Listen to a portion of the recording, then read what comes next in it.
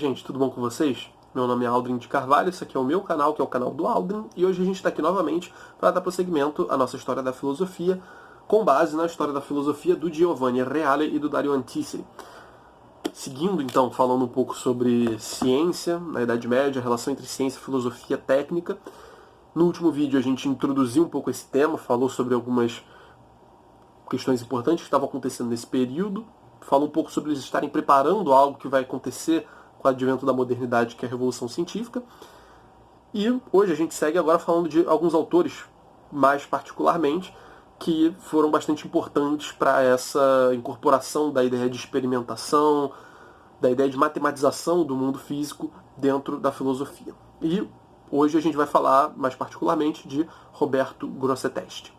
Mas antes da gente entrar no tema do vídeo, gostaria de lembrá-los de que vocês podem apoiar o canal financeiramente de algumas formas, sendo a primeira delas comprar os livros pelos links na descrição. Tem toda a coleção do Reale aí, edição de 7 volumes, de 3 volumes, e qualquer livro que for mencionado aqui, qualquer livro que a gente estiver resenhando, enfim, estiver comentando aqui no canal, será colocado aí na descrição. Você vai poder clicar no link, comprar, para você vai sair o mesmo preço, mas vai me ajudar bastante porque eu vou ganhar uma comissãozinha em cima disso, então vai ser muito legal.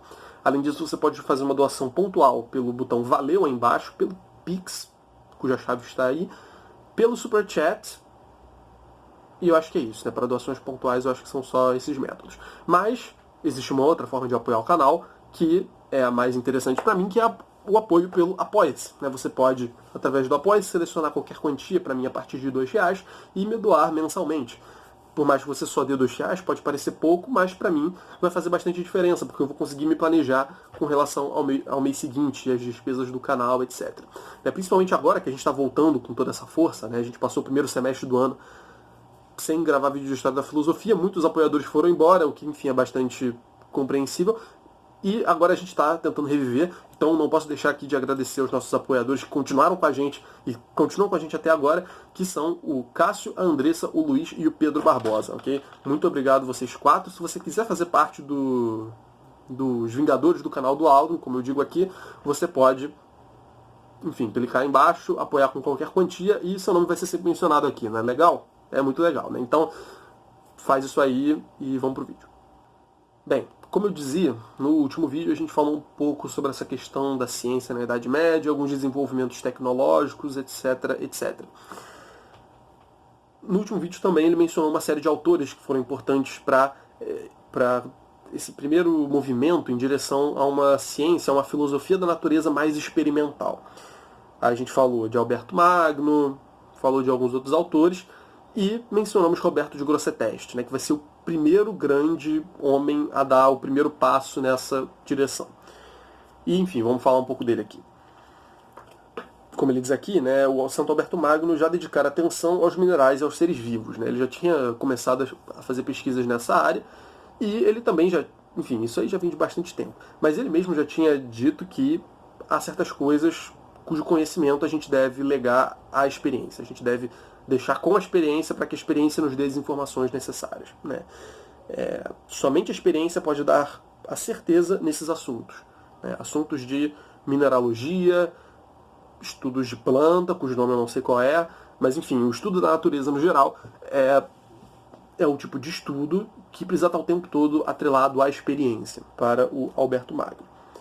E apesar dele já ter dado essa ênfase antes mesmo do Roberto Grosseteste começar a atuar e a pensar, ele foi justamente ele, o dominicano Roberto Grosseteste, que determinou o rumo fundamental assumido pelos estudos físicos nos séculos XIII e no século XIV.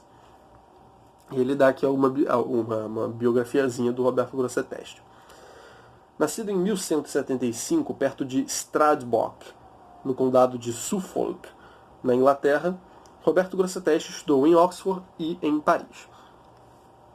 Observação. No último vídeo, a gente fala um pouco sobre algumas diferenças de ênfase dessas duas universidades, a Universidade de Paris e a Universidade de Oxford. Que, de certa forma, também era uma diferença entre a ênfase teórica que se estava dando na Europa como um todo, continental, e no Reino Unido, e em Oxford.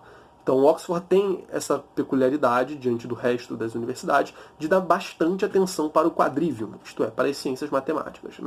pensando aí em aritmética, geometria, música e astronomia. Eu te repeti geometria, enfim.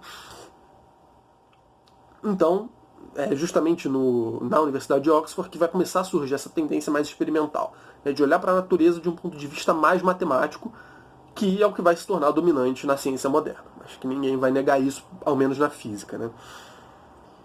E notem aqui então como Roberto Grosseteste estudou tanto em Oxford como em Paris, né? Quer dizer, na universidade que foi justamente tomada como exemplo no último capítulo de uma universidade que estuda o Trivium, e Oxford, que é justamente a grande universidade em que esses estudos matemáticos floresceram com muito mais vivacidade, com muito mais vida. Então, curioso notar como esse homem, né, sendo desse tamanho, a gente consegue talvez verificar um pouco do motivo nesse fato, né? Quer dizer, ele estudou muito o Trivium, estudou muito o Quadrivium, certamente. E, inclusive, foi mestre regente e chanceler da Universidade de Oxford. Então, o cara conseguiu o cargo mais brabo lá dentro. Foi ordenado bispo de Lincoln em 1235 e morreu excomungado pelo Papa Inocêncio IV, que havia criticado e atacado em suas pregações. E aí ele cita aqui alguns textos dele, né? Ele foi tradutor da Ética de Aristóteles e também escreveu um comentário aos analíticos posteriores, aos elencos sofísticos, à física de Aristóteles, sendo ainda autor de escritos filosóficos como De Unica Forma Omnium, De Potentia Iractu, De Veritate Propositionis, De Scientia Dei e De Libero Arbitrio, né? Então você vê que, apesar dele ser um cara que, enfim, tem essas preocupações experimentais e está começando a dar os primeiros passos naquele movimento que vai se transformar na ciência moderna daqui a muitos anos, muitos anos, daqui a alguns séculos até. Notem como aqui ele ainda tem muitas preocupações da Idade Média. E vejam bem, esse ainda eu não estou colocando no sentido pejorativo, eu só estou descrevendo que não é para a gente pensar que o Roberto Grosseteste, o Roger Bacon e esses autores que a gente vem mencionando apareceram ali como modernos no meio da Idade Média. Não, eles são autores medievais, né, que estão fazendo algumas coisas novas que vão caracterizar, que vão se intensificar muito na modernidade, né? Inclusive, justamente porque agora eles estão fazendo isso, né? Essa ênfase menor que eles estão dando agora vai se transformar na ênfase moderna, no experimento, na razão, etc, etc. Né? Então, mas notem, né, como ele ainda está pensando em termos de forma, de potenciato, está pensando sobre Deus, sobre o livre-arbítrio, né, que são questões bastante típicas da Idade Média. Né? Não se limitam a ela, já foi pensado depois da Idade Média, antes também. Enfim, o tema do livre-arbítrio, o tema de Deus, esses temas voltam a aparecer na modernidade com bastante frequência. Mas, enfim, ele ainda está num âmbito cristão, ele é cristão, ele foi bispo de Lincoln, então, enfim, só pra gente não pensar que ele é um cara, como eu disse, um moderno no meio dos medievais, não se trata disso. É um medieval que começou a pensar algumas coisas diferentes, né, a adotar certos métodos, a dar certas ênfases novas. Mas ainda abordando os assuntos que ele recebeu da tradição, os assuntos que eram abordados naquela época e que vinham sendo debatidos há séculos e até milênios. Além de Aristóteles, também Agostinho está presente no seu sistema filosófico. Então é interessante, né, que fala aqui de Aristóteles, potenciato, várias questões aqui, comentário aos analíticos, à física. Enfim, a gente pode pensar que ele é um cara 100% aristotélico. Mas, como ele diz aqui, não é o caso. Né? Santo Agostinho também está muito presente, o que é muito interessante. E o fato de Santo Agostinho estar muito presente é importante porque a gente vai falar agora. Porque ele tinha uma teoria da luz que foi bastante importante para o seu pensamento como um todo. Vamos seguir aqui lendo o Reale e a gente volta para comentar depois. Sua cosmologia, a de Roberto Grosseteste, é uma filosofia da luz. Sua cosmologia... eu ia ler a mesma coisa. Na opinião de Grosseteste, é mediante processos de difusão, agregação e desagregação da luz que se formam as 9 esferas celestes e as 4 esferas terrestres. Todos os fenômenos da natureza são explicáveis por obra da luz. Então olha que interessante. A gente lembra que em Santo Agostinho a gente tem o tema da luz bastante presente, né? Principalmente no que diz respeito à teoria do conhecimento, né? Teoria da iluminação, de Santo Agostinho, enfim. Não preciso trazer isso de volta agora, vocês podem voltar ao vídeo de Santo Agostinho se quiserem mais detalhes acerca disso. O fato é que o tema da luz está bastante presente em Santo Agostinho e Roberto Grosseteste vai trazer isso dele, né? Vai herdar isso de Santo Agostinho e vai transformar a ideia de luz no fundamento da cosmologia dele, né? Sua cosmologia é uma filosofia da luz. Na opinião de Grosseteste, é mediante processos de difusão, agregação e desagregação da luz que tudo vai se formar, né? Então, enfim, a luz composta de vários feixes, de vários raios, a partir justamente de uma agregação, desagregação, eu fiz o contrário, de uma agregação, de uma desagregação, de uma difusão da luz, é que a realidade vai começar a surgir. E ele diz aqui que as 9 esferas celestes, né, ou seja, o mundo supralunar, mas também as 4 esferas terrestres, né, o mundo sublunar.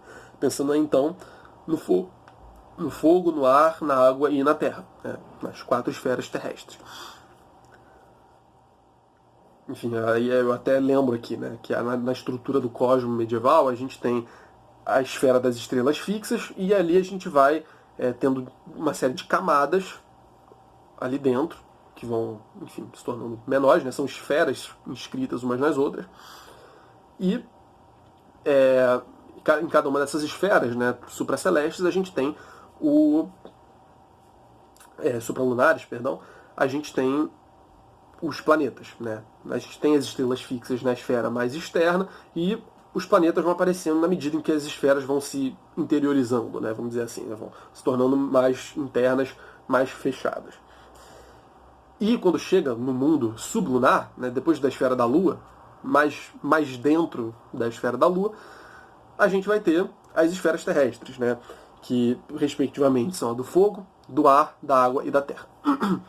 Essa ordem é dada pelo movimento que esses elementos têm, né, pelo lugar ao qual eles tendem, né, ao lugar natural deles. Então, a esfera do fogo é mais externa. Por isso que quando a gente está vendo e quando a gente está vivendo aqui, a gente acende um fósforo, o fogo está sempre indo para cima. Na verdade, esse para cima é indo para a extremidade da esfera do fogo, né? Da mesma forma, o ar vem logo depois. Ele é imediatamente mais pesado do que o fogo. E a água é imediatamente mais pesada do que o ar. E a terra é o mais pesado de todos. Está no centro, portanto. Então são 4 as esferas do mundo sublunar, que também tem sua origem na luz. Então, esse é o ponto. E ele diz aqui, todos os fenômenos da natureza são explicáveis por obra da luz.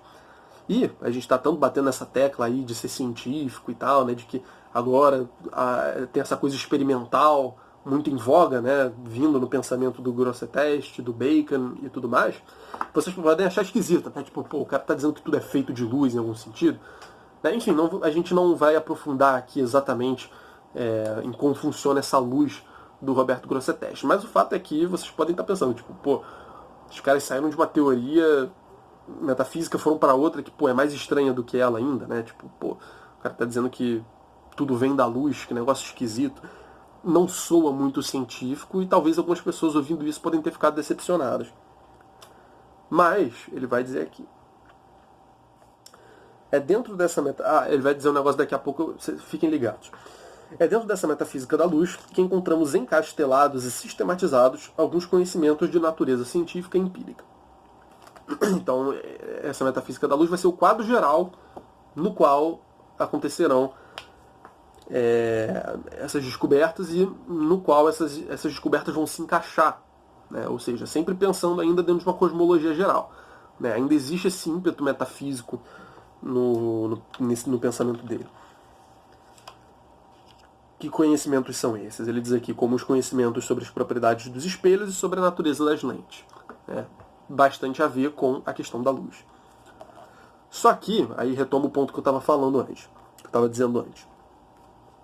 Todavia, independentemente disso, é notável o fato de que Grosseteste tem expressado com grande lucidez um princípio que mais tarde estaria na base do pensamento de Galileu e da física moderna. É imensa a utilidade dos estudos nas linhas, né? Isso Grosseteste entre aspas. É imensa a utilidade dos estudos das linhas, dos ângulos e das figuras, já que sem ele, sem o estudo dessas realidades, nada se pode conhecer da filosofia natural. Esses elementos valem de modo absoluto para todo o universo, para as partes dele. Então vejam bem, isso aí já é algo que vai se tornar bastante moderno, né? Quer dizer, você não consegue compreender a realidade, né, a filosofia natural, a física, se preferirem, ela não consegue descrever as coisas se ela não se valer da matemática. Né? O estudo das linhas, dos ângulos e das figuras são fundamentais para você conhecer a natureza. Sem ele, sem esse estudo, nada se pode conhecer da filosofia natural. Então vejam como a matematização já está chegando, já está alcançando uns níveis bastante interessantes, né? Por assim dizer.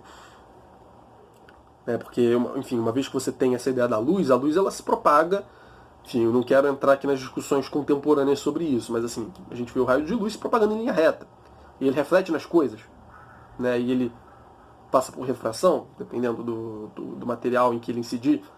Enfim, o fato é que tudo isso que acontece pode ser descrito de maneira bastante geométrica, né? Quer dizer, com base em ângulos, linhas retas e tudo mais. Então, é bastante interessante que ele tenha percebido isso. Né? Quando ele diz que tudo está baseado na luz, consequentemente está tudo baseado na matemática, na linearidade, na trigonometria, nos ângulos, né? No estudo através de linhas, ângulos, triângulos, etc. Então, por mais que você, como eu disse antes, né, por mais que talvez essa metafísica da luz não soe a coisa mais moderna imaginável, de fato não soa, não é essa a pretensão dele, existe aí, inserido dentro dessa concepção de que tudo está baseado na luz, um princípio que vai se tornar bastante famoso na modernidade, que é o princípio da matematização de tudo. Né? Se a luz é algo que é tão matematicamente descritível assim, e tudo é luz em algum sentido, ou vem da luz, ou parte da luz, enfim, qualquer que seja o significado disso, a realidade, então, portanto, pode ser matematizada. Então, olhem como isso está bastante conectado. Né? Olhem como dentro dessa metafísica da luz há muito mais do que parece inicialmente. E esses elementos valem de modo absoluto para todo o universo e para as partes dele. Então, vejam como realmente ele está absolutizando isso. Né? Absolutizando para a natureza, ainda dentro desse âmbito. Né? Certamente ele não acha que Deus é feito de luz no mesmo sentido em que as coisas são. Mas o fato é que a gente tem, então, esse passo aí sendo dado em direção à modernidade. Mas enfim, gente, esse foi o vídeo. Foi bastante curto, é um autor que eu gostaria de trabalhar mais aqui no futuro. Mas, enfim, o Reale só se limita a dar essas informações, não vou ficar trazendo muita coisa além, né? A gente vai ter oportunidade de trazer isso de volta no canal, certamente. É um autor que me interessa bastante, particularmente. E, enfim, eu espero que vocês tenham ficado interessados também. Espero que vocês tenham gostado do vídeo. Espero que eu tenha ajudado vocês com alguma coisa. E não se esqueça de deixar tudo o que eu digo para deixar aí, né? Deixa o like, deixa o favorito, deixa a inscrição, deixa o sininho ligado, deixa um comentário. Além disso, se possível, se você achar legal, apoie o canal financeiramente. Já te passei aí as diversas formas pelas quais você pode fazer isso. Se você não se lembra, tá tudo na descrição. Beleza? Valeu, gente. Tchau, tchau.